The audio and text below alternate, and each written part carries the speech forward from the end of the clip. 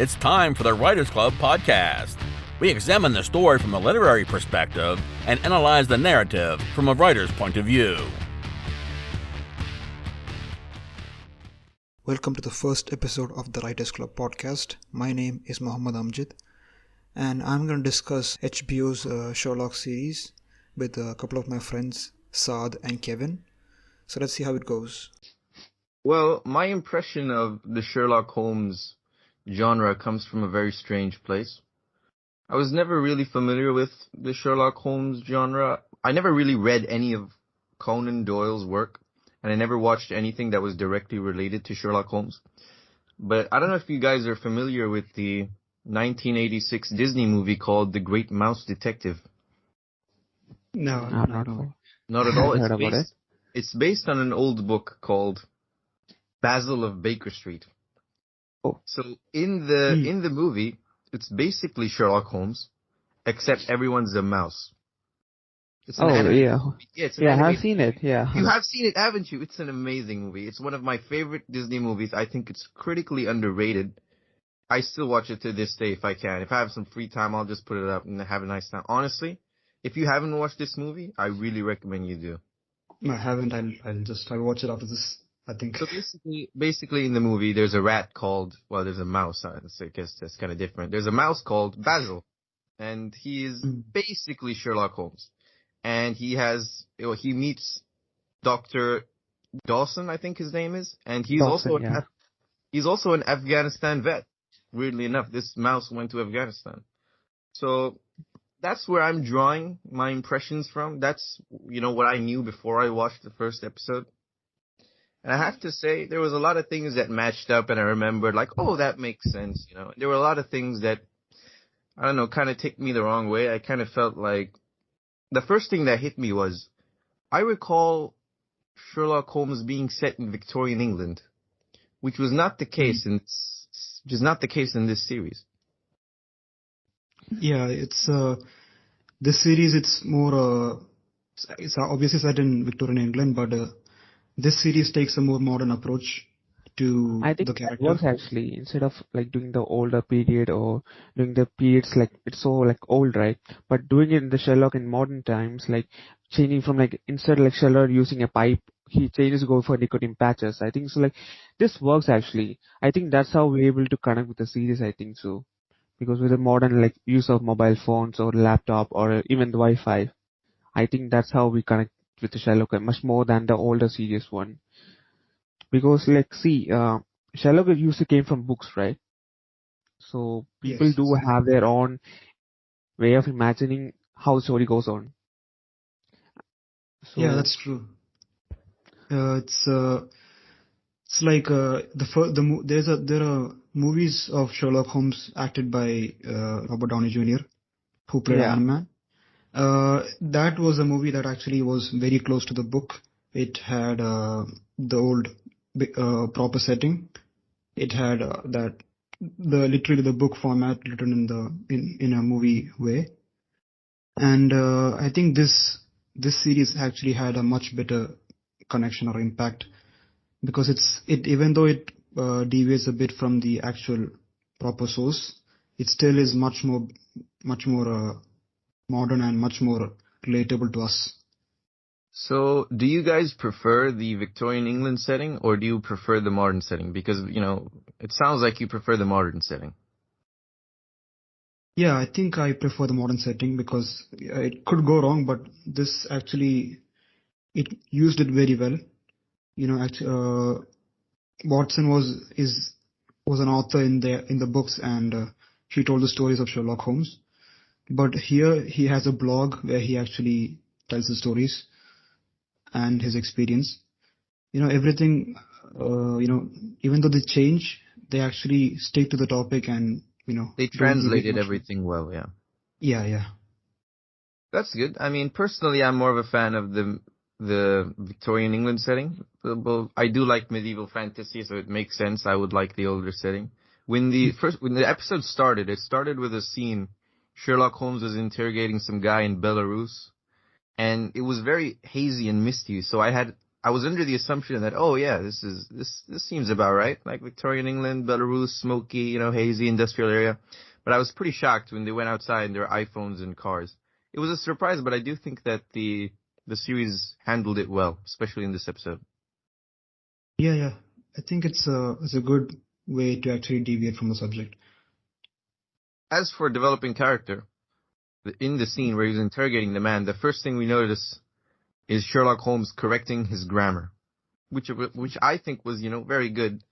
Crazy detective man, very strange, eccentric, already picking out on these extremely small details that, the watcher, the viewer probably isn't picking up on. It gives you a view into his character very early on in the episode. Yeah, see, Sherlock is basically a genius. He considers every other guy is inferior to him. Even Mycroft, I think so. That's what. See, he needs John as a companion so that he could see like another view of his side, another view of the case or something. Because see, if you look at Holmes, he always tried to see small details to everything, every single thing. Even the smallest, finest detail he'll try to see. That's how he found out that John can walk without a stick, actually, in the first episode, right? Mm-hmm. Yeah. Another thing that we run into during the start of this episode, after the interrogation scene, Holmes is in his apartment. He's like shooting the wall because he's bored. And then Watson walks in and they have like a small discussion about why he's doing that. He says he's bored, whatever. And then Watson picks on the fact that Holmes doesn't actually know that the Earth rotates around the sun. That was kind of funny. Yeah. And then Holmes talks about the fact that his head is a hard drive and ordinary people put lots of useless things in their head, which is kind of strange. Ordinary people. I guess that shows the Holmes arrogance, extremely high arrogance. I don't know if he's always been arrogant in the books. Maybe you guys could elaborate on this, but in this episode, he was extremely arrogant. Rightfully so. I mean, he's an absolute genius, but a lot of arrogance still. Yeah, in the books, he's more of a, he talks like the normal person.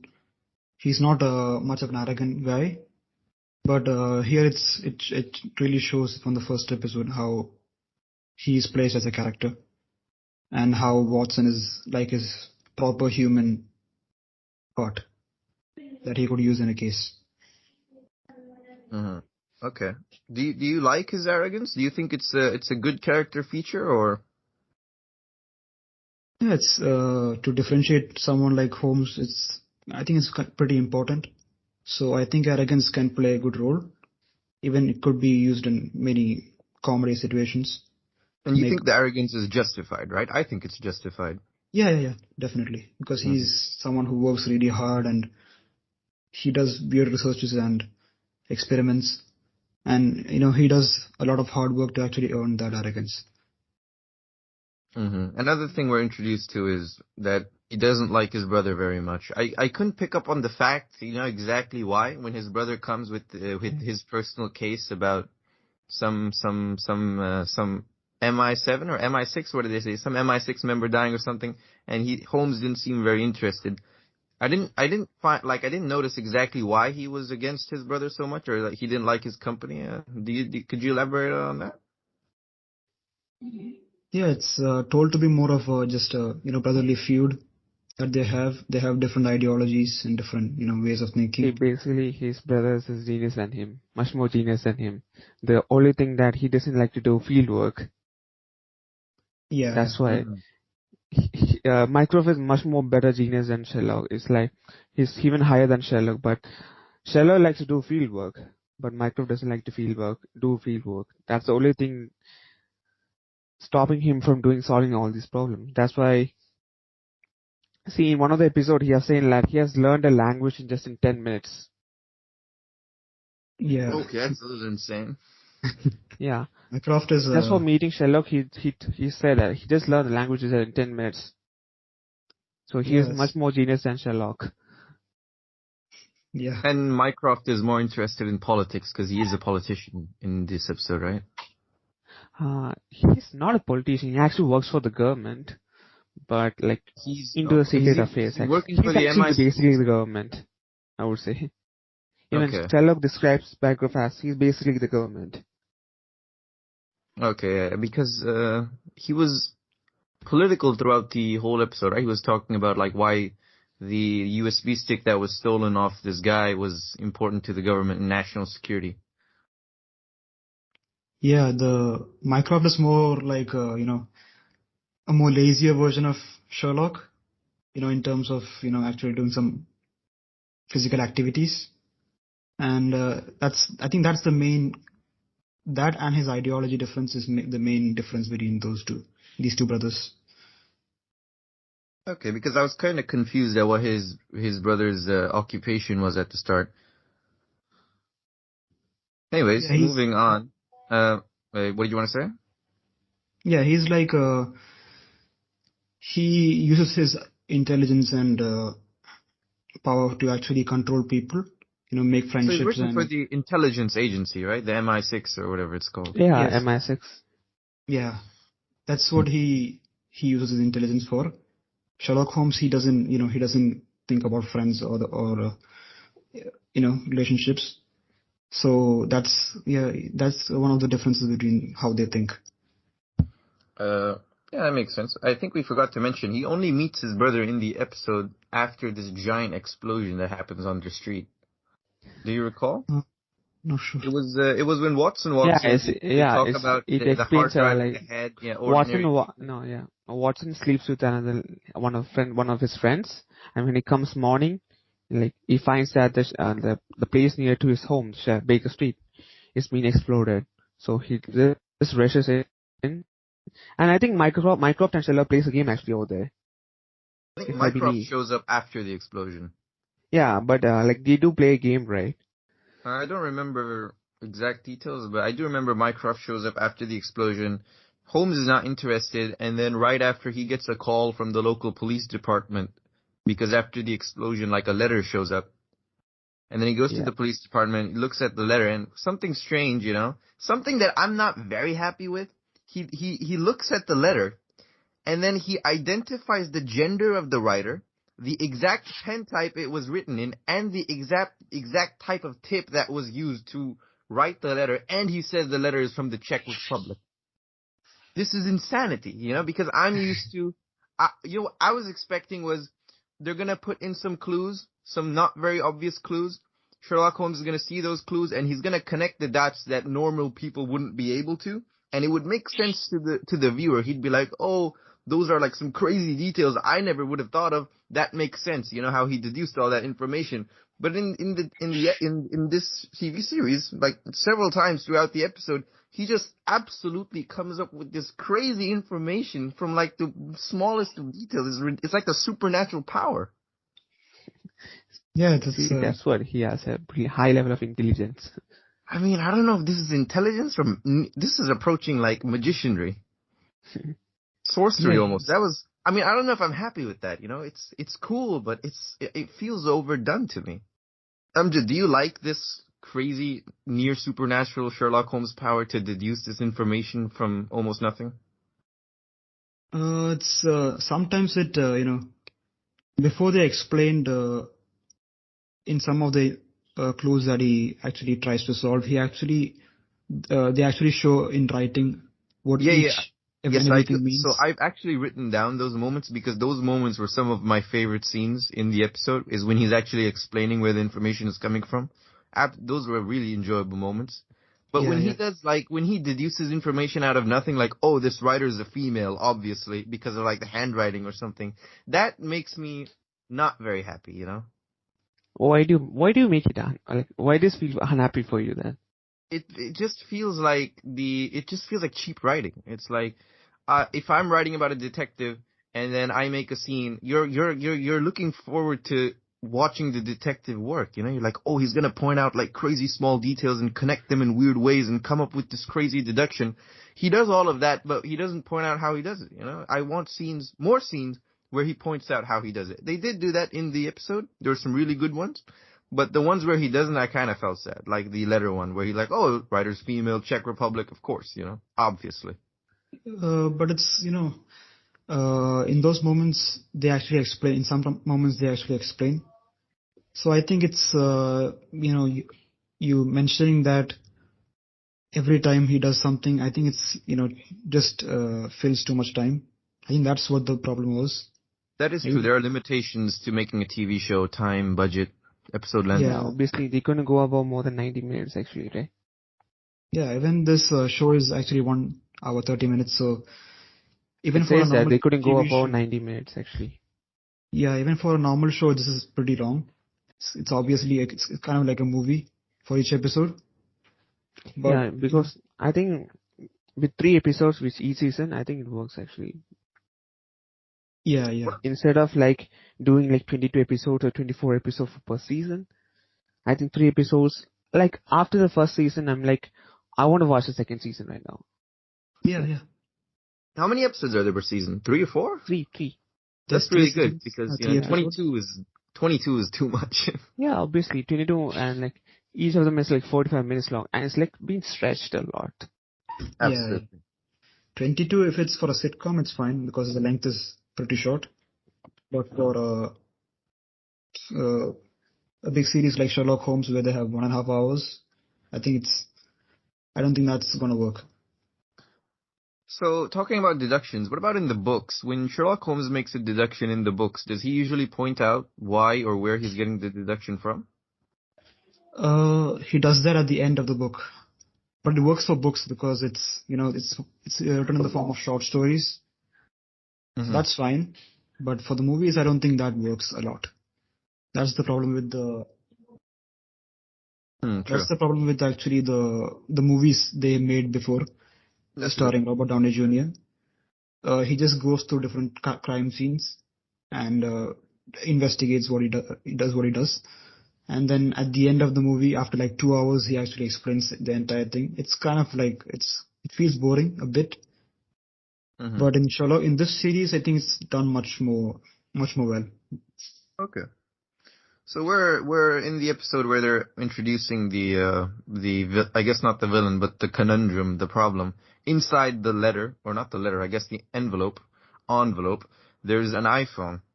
I think it was like an iPhone 3GS, so I think so.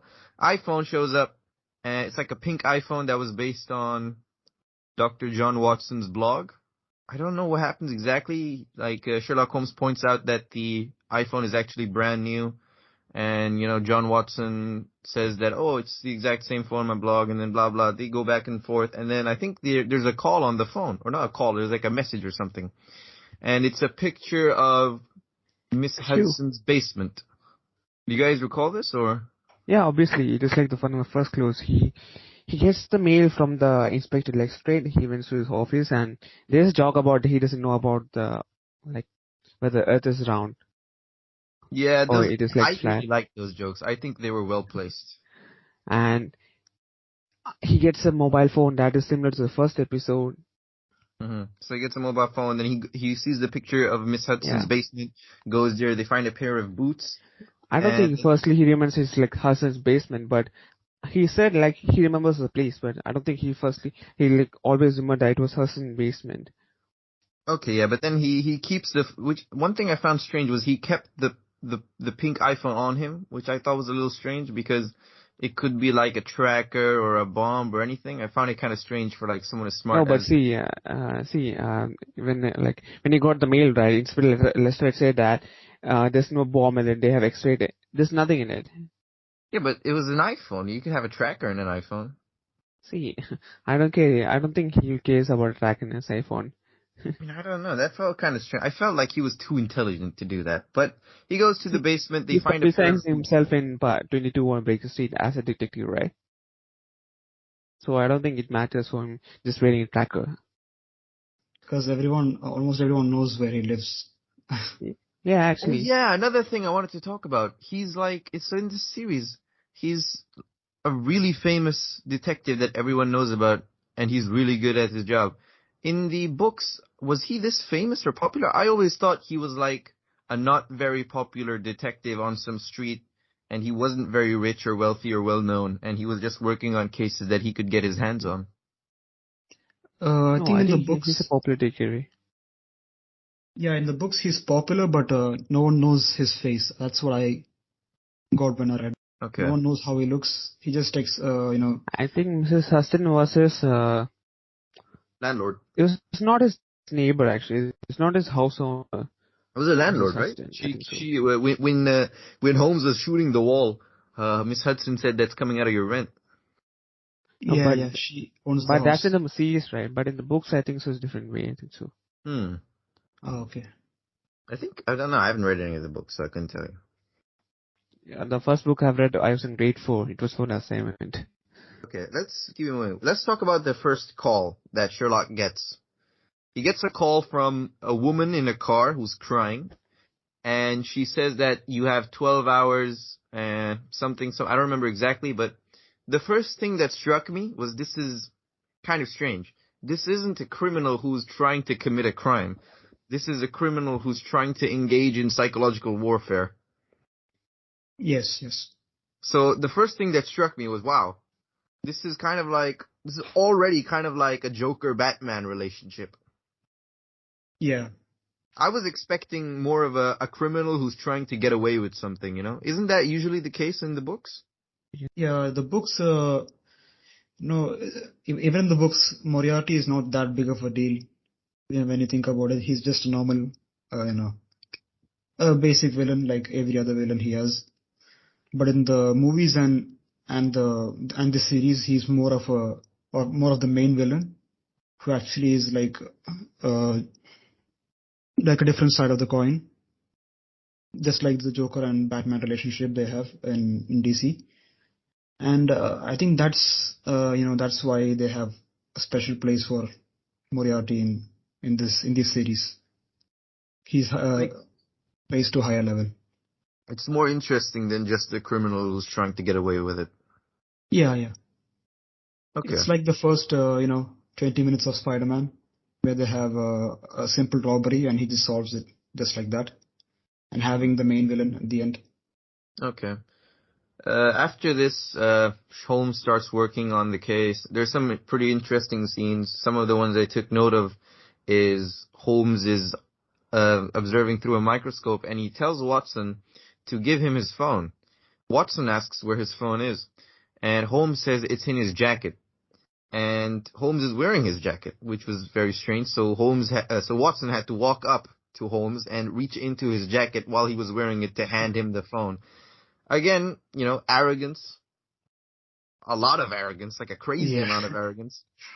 I don't You know could, if I like this level of arrogance, He's you know, almost not human. But I suppose that's the point, right? I think he just doesn't want to break his attention from what he's doing. That's mainly what his point was, I think. Yeah. I try to write stuff. I'm a occasional writer, and when someone interrupts me, it feels, you just break away from the entire process. You start all over again. I think that's the way he sees what he's doing. He doesn't want to do anything else, and ask people to help him instead. hmm But it does introduce a sort of like douchebaggy element to his character, doesn't it? Yeah, he's in the series he's known to be that kind of a guy. hmm So it's part of his character.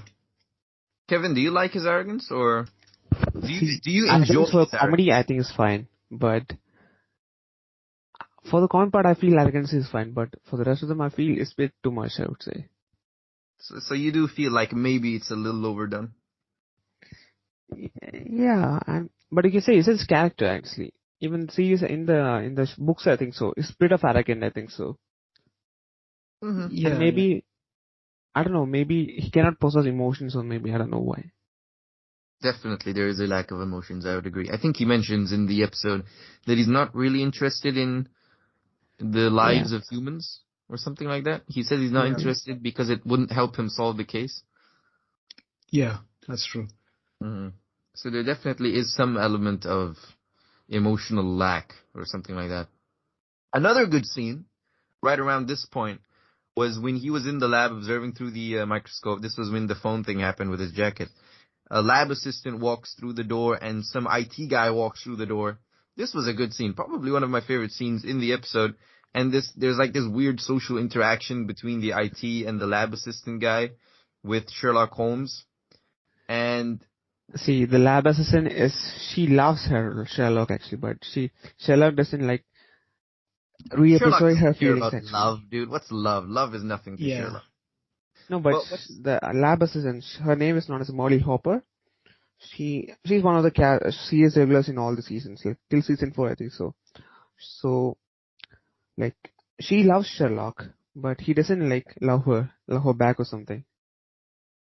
Yeah, yeah. She tries to wear makeup for her. She tries to get I him mean, jealous actually. she's does seem to be struggling with some love affairs. I mean, when the IT guy walks in, they clearly state that they're in a relationship, See, and the that's IT to guy make Sherlock interacts with jealous her. actually. She's trying to make Sherlock jealous. Yeah, but that's not introduced to us in the first episode, right? Because I couldn't pick up anything about that during the scene. You know what's the funny thing, sir? hmm Yeah, watch not the first episode. You watch the third episode. What do you mean I watched the third episode? You didn't watch the first episode. What? Oh, you watched the Yeah. third episode? You watched the third episode. No, we watched the entire thing before. But what we're talking about is the first episode, right? No, that's not the first episode. That's the third episode. That's the last episode of season 1. Yeah, What? yeah. No way. Yeah, it is. What? See, that's why you didn't understand all this. Who is this Molly Hopper, or why is No, the they pink didn't phone, introduce right? no Molly Hopper. They never Yeah. took that name. That's why if that's not the first episode, the one you watched this season, episode 3.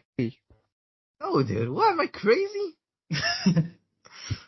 No, it's fine. It's still fine, actually. You're actually See, getting that's old. why you didn't understand why there's a pink phone, right? No, I didn't. I felt like that was kind of strange. Like, this is so much information being See, thrown that's at me. what even the pink phone and even it doesn't tell you how he met John, right? Nope. Yeah, See, that's why you have watched episode 3. That's why. Well, we're talking about episode 3 now. the first episode they actually introduced John and Sherlock in simple How format. John met Sherlock and all those stuffs. Yeah, yeah. Even I think the introduction every members, Mrs. Huston, Mrs. Molly Hopper, not Moriarty, but just a slight introduction to Moriarty. Then Yeah, they tease him a bit. yeah, and his Mycroft, his assistant, Mycroft's assistant, and Inspector Lestrade and his assistants. Oh, Yeah, well. that's the... It felt like this could have been a first episode. Yeah, No, you watched this third episode. Okay. Anyways, let's just continue talking about it. During this scene, Sherlock Holmes deduces that the IT guy is gay. Do you remember this? Yes. Which was very strange. Yeah. He picked it up on like his makeup. He was like too well groomed. His underwear were showing or something like that. And he deduced from that he was gay. Yeah. And then he also saw that he left a number under like a flask or something. Absolutely crazy. Yeah. That was a pretty good scene. I enjoyed it. Because it showed that Sherlock Holmes is not very good at social interactions, but he's still like crazy observant about everything. Yeah, he even looks at its finest detail too. He don't leave any single detail actually. That's the thing. Mhm. I love Sherlock. He like looks at every single fine details, even just a mark on his shoulder or even like a fold on his shirt. He sees it. I don't know how, man. It's that level of intelligence. Wow. He's a very good observer of things. That's that's one of the things what makes him, so deducive of everything that happens around him. Did you catch that? That was Moriarty. Oh, was it really? Yeah, That that was is Moriarty. Moriarty. That's what Dude. Moriarty is like a equivalent genius of Sherlock. Like, Yes. Sherlock It's is like solving opposite case, Sherlock. right? It's like Joker Batman.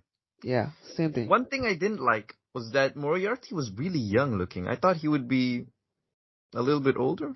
Yeah, in the series, it's actually, in the books, actually, Moriarty is like a professor. He's like at least 60, 70 old. He's much more older than Sherlock, but in series, actually, I think they're almost the same age, I would say. Moriarty looked like he was in his early 20s, man. Yeah. Yeah, but the in, like, books, it's so funny, like in the books, Oh my god, that's why at the end he says, I gave you my number and you didn't call me. Oh. It's like you should be very attentive to actually understand some Oh, stuff. that's pretty good, dude. That's really good, actually. Wow, I didn't notice that. Now that you pointed it out, that was Moriarty. I didn't notice. See, Moriarty played him completely. He knew what He Sherlock was played looking me for. completely. He knew what See, Sherlock that's was what. looking for. See, that's what makes the Sherlock is like one of the best series, I would say.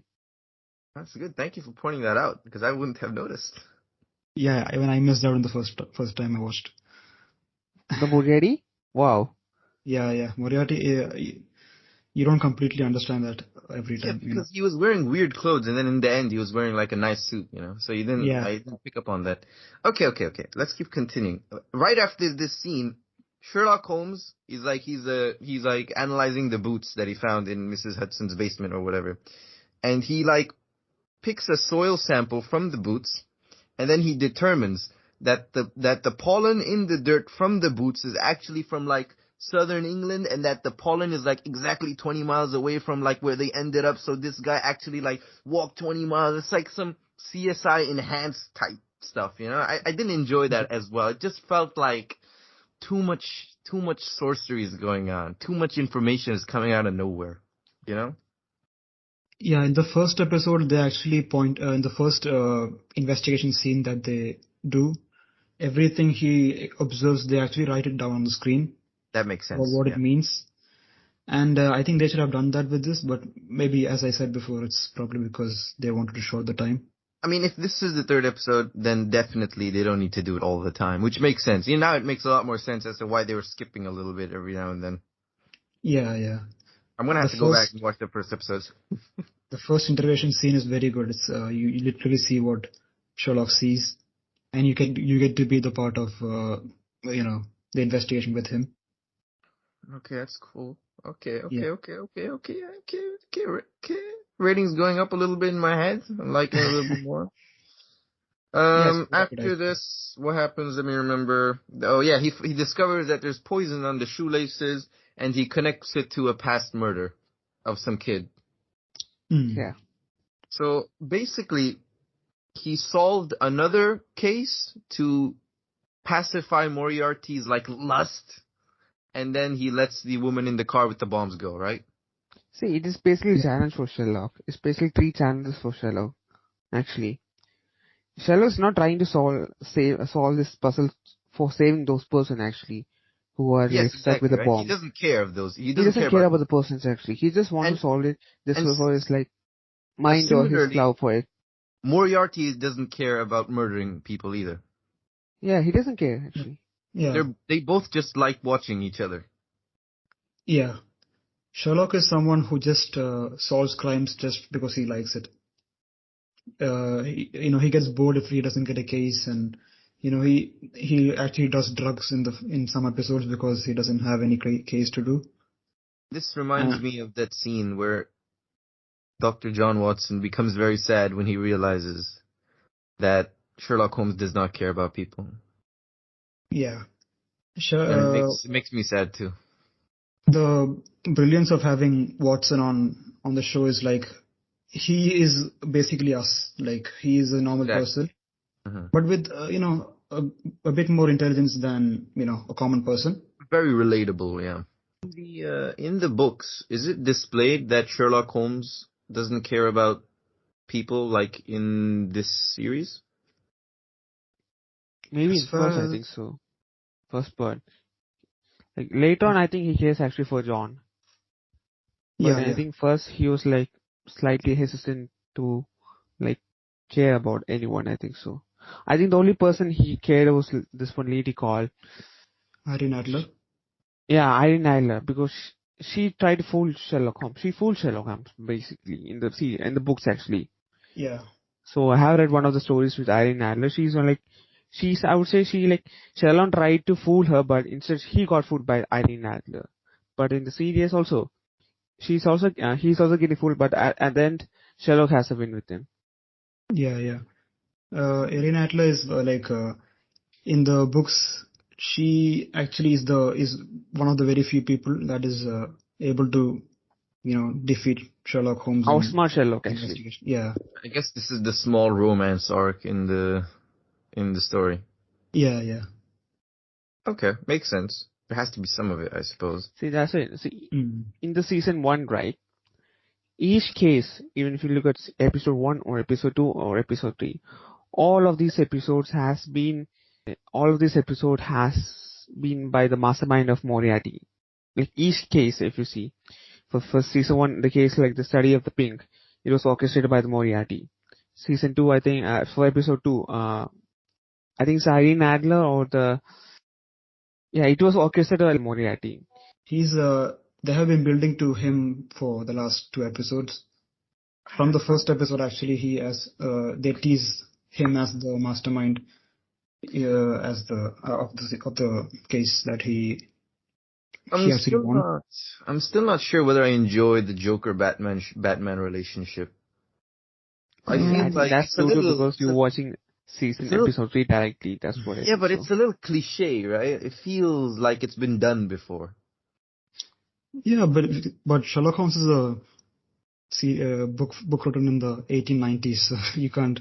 Yeah, but in the book, it's not. Is Moriarty also doing Joker type stuff where he's like actively communicating with Sherlock Holmes about his crimes? No, not much, but each case has a different Yeah, but you element see, in of the that series, sort. I feel like it's been exaggerated, the Joker kind of relationship that he's having, right? Which I don't like because similarly, I don't like Batman that much either because I don't like the Batman Joker relationship. And Why? Why do you say that? Why do you don't like that? I don't know. I It don't just understand. feels artificial to me. It doesn't invoke emotion in me. It just feels like it's been written. I don't like things that feel like they've been written. I feel like good writing is you can't tell that it was written. Yeah, that's fair, but Yeah, that's the kind of character why of I mean, my only flaw with it is it feels too cliche. Like, haha, I'm the evil mastermind.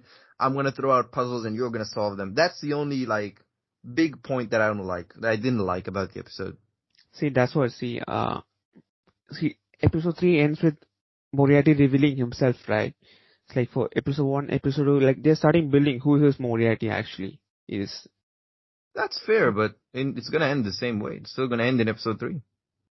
yeah, but Moriarty he just reveals himself. He doesn't do anything other And it than ends in a cliffhanger, I think so. This is episode 3 yeah. too.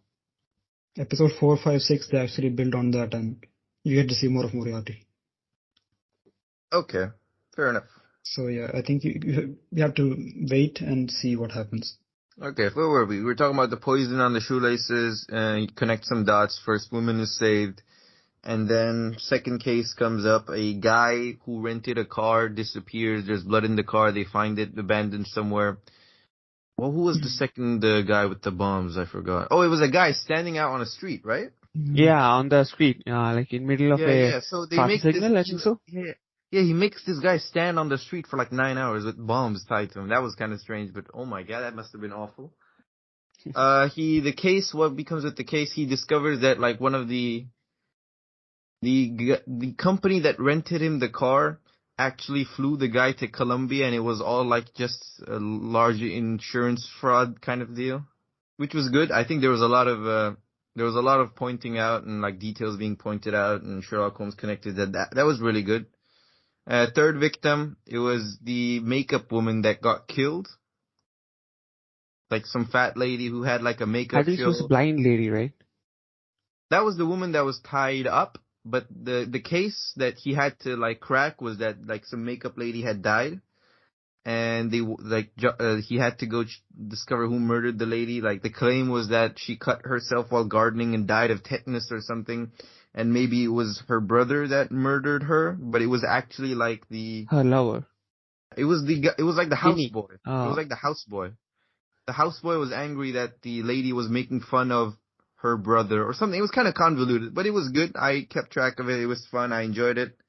But the old lady blew up anyways because she started describing Moriarty's voice. Yeah. So that was kind of sad. Dude, the old lady's acting was excellent, I thought. Yeah, That the was acting good. on the show is very good. Like from Sherlock to literally even the smallest of supporting characters, they all do a very good job. Yeah, that was the old lady actually did spark up emotions, and that's kind of rare for me because again, like I felt like it was written. So during the whole time, I was like, oh, like I was trying to predict about what was gonna happen. I wasn't very good at it. It wasn't predictable, but Yeah, I still felt that cliche. I kind of had those feelings. But the explosion and the old lady were really good. I didn't expect the old lady to blow up. Um, After that, fourth dead guy, or not fourth dead guy, but they find a dead guy by the river, killed by some guy called the Golem. Yeah. Kind of strange, kind of cool. This one was a very good scene too because Sherlock Holmes breaks down exactly how the guy died, like, and then he analyzes his clothes. Oh, this guy must be a security guard because he's fat, but he also has like veins popping, and he looks like he walks a lot. His feet are like it was really good, and that was really those scenes were the best for me. Every time there was a breakdown like that, it's like the writers of the show flexing their muscles, and it's like really nice to see. yeah, yeah. That's one of the Yeah. best things about the character, like Sherlock Holmes in general. Hmm. I think it's the way he breaks down every small detail that leads into the conclusion. It's one of the best things that made me, even as a small kid, I was a very big fan of the books of Sherlock Holmes. I And think yeah, I mean, those are easily my favorite scenes. What are your favorite scenes? I imagine they must be those. yeah, it's easily those. And I also like the Moriarty reveal where he says that he's the person Man, who came to the lab. yeah, dude, now that Kevin pointed it out, honestly, I can't stop thinking about that. I can't believe I missed it, to be honest. Yeah, yeah, it was very good. Well done. Yeah, true, true. Um, Okay, oh, let me another, ask one so go on. question. It's like, Yep.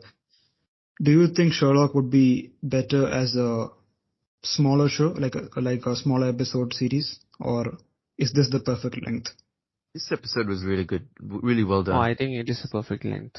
Yeah, you know why? Because if you want to drop a mystery and then you want to drop clues and then you want to connect the dots, if you do it too quickly, it doesn't have that same kind of wow, like, oh my God, there's so many things and he connected the dots so well, and you get time to appreciate everything. If it's like a 30-minute episode, you either have to do that divide it into different episodes, and that kind of loses the specialness of it. See, And it becomes repetitive. That's the thing with 22 or 24 episodes, like series, right?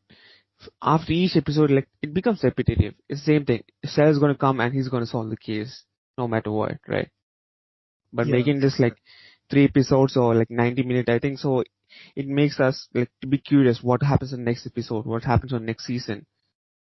I mean, yeah, it makes another mistake you can do is to take a mystery and then divide it between 6 episodes. You're not gonna remember what uh, happened 2 episodes ago, It's gonna be like, oh, yeah, whatever. You don't remember the small details, like Moriarty being the gay guy. You would never remember that. I would never. I don't think we'd notice that as much if it was split among 6 episodes. yeah, it's Yeah, true. that's what. What happens? Fourth dead guy, security guard. We figure out. I mean, I guess Sherlock figures out he was killed because he knew that that a recently found painting worth 30 million pounds was fake. This was a very good, this was a very good mini plot. I like this a lot. Then Dr. John goes to his house, the dead guy's house, the security guard's house. Alex's, the security guard's girlfriend, says he had like a call from someone. It was a message. John listens to the message. It was some local astronomy professor saying, "You were right, Alex," or something like that. So I guess they had obviously discovered that the painting was fake. Was fake, yeah. Yeah, so Yeah, then I guess they go towards the prof. The prof is in like an observatory or like a theater, like going through stuff. And then this is where Gollum shows up. This 7 foot tall giant of a man. He wasn't wearing a mask, right? That was just his face. yeah, What a strange looking man. But yeah, Gollum shows up. Okay, but anyways, then there's like a fight between Sherlock and John. I like the scene because when this scene started, I had a really bad feeling that like Sherlock was like gonna ninja karate Gollum and like two-shot this 7 foot tall, 500 billion pound man. And I would have been like, dude, so this guy's a super genius, freaking karate. This guy's literally Batman. So that would have made me sad. So when I saw them lose and Gollum get away, I was happy, because the characters need flaws. You can't have a yeah, character who's the best detective in the world and is also the master martial artist. So when they lost, I was happy. Like that's acceptable. This makes sense. This is good. Yeah. In the books and the movie, he actually has a good skill in martial arts. I mean, that's believable, but it shouldn't be to the point of like unbeatability. Yeah, that's true. So this was good. Gollum gets away. He like 2v1s John and Sherlock, even though they had a gun too. And then he runs away. And then again, one of my favorite scenes in this episode, Sherlock dresses up as a security guard and goes to the museum with the painting. And then he absolutely bullies like the, I guess museum manager. I don't know who it was over this like lady. He was like, hey, what are you lady, doing? right? Yeah. Yeah, that was really cool. When that lady got bullied, I don't know. There was like some satisfaction in that scene.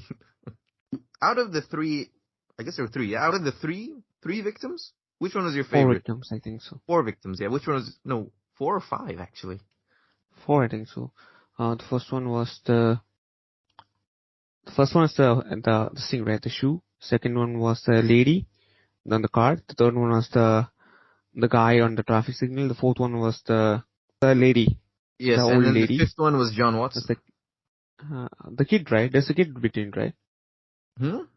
There's a kid, right? The child hostage. Oh, there is a kid. You're right. Yeah, there is a kid. So there's a sixth one. Yeah, sixth one is John Watson. Yeah. So which one is your favorite? Oh, I would say the painting one. The painting one was good, right? With the kid. Yeah, the painting one is No, one when of the the best, kid I think said so. 10, I thought he said 10 hours, but then he says 9. That was pretty 8. good. Yeah, that was very good. Yeah. I like he finding at last second what it was a painting was a forgery one. Forged one. So that the reason why the painting was fake was also a very good. I thought it was gonna be something Yeah. terrible, like, oh, this like corner of the painting is not finished, or like there's like a name in the corner. That would be horrible. But this was like a really good reason. Like good scientific reason to actually Yeah. say that's fake. That's Absolutely. perfect. Very enjoyable. I was getting prepared for like a garbage reason, but it was a very good reason, and I was very happy with that. The writing Now on the it show is very good. It's very good. Absolutely, yeah. Very good writers. Insanely good. And then after this, they mention Moriarty, and then everyone goes like, oh, Moriarty. And I was like, damn, am I supposed to know who this is? Because I have no idea who this is. And I actually wrote down that the show did not introduce me to this character, but expected me to know someone. So maybe I was supposed to know something before I started watching the show. And I was like, that's very strange for episode 1.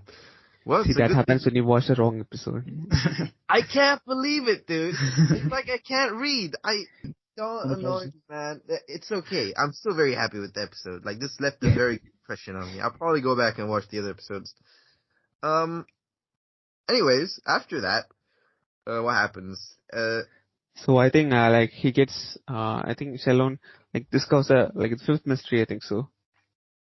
So it solves the okay, at this point they solve the the painting case. The kid survives. Then John goes to the dead guy who died on the trains. This MI6 guy. The one West. where Microsoft assigned him. The case Microsoft exactly. assigned to him actually. And it was at this point where I was like, there's a lot of junk going on. There's like so many different things happening. But Sherlock Holmes seems really not interested in this for some strange reason. No, actually he sold it actually. Yeah, but say. At this point I was like, what if the guy who's doing all these 5 thingamajiggies is the one who's doing this thing too, but he's like doing it to the side to like make sure Sherlock Holmes doesn't jump on the case.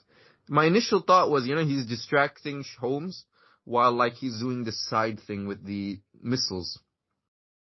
And I think I was almost right, but in the end, Moriarty just throws the missiles into the swimming pool or something, so. Which proved the point that it's literally just for entertainment. These guys are absolutely psychopaths. Yeah, they just want to outdo each other, and that's all they care about. Yep. Again, when they were exploring the whole how did the nuclear missiles get into the wrong hands, they find the MI6 guy's like brother-in-law, and then he explains how he died. He's like, it was an accident. So in the episode, they explain that he simply pushed him off like some stairs and he died. Well, one thing that I did write down is Sherlock Holmes says, so when John Watson goes to the train tracks to like inspect where this guy died, the MI6 guy. I'm sorry, I'm saying MI6 guy. I don't remember his name. His name is something West. When this guy, when John goes to the train tracks, the train worker says that there wasn't a lot of blood where they found his corpse. And Holmes says that's because he didn't He die died here. He before. was killed somewhere else, right? Yeah. So It was like the he blood was, clots after 2-3 hours of death.